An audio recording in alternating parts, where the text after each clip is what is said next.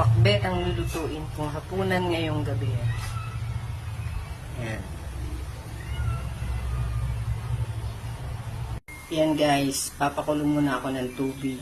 At pagkakulo niyan, ilalagay ko na yung sibuyas, kamatis. Guys, kumukulo na yung tubig, ilalagay ko na yung sibuyas, kamati. Ay tama, sibuyas, kamatis. Guys, titimplahan ko na ng bagoong.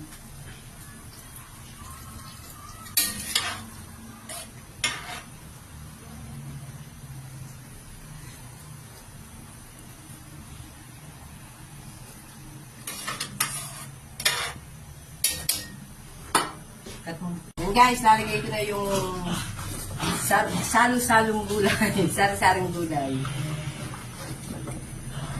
Yan.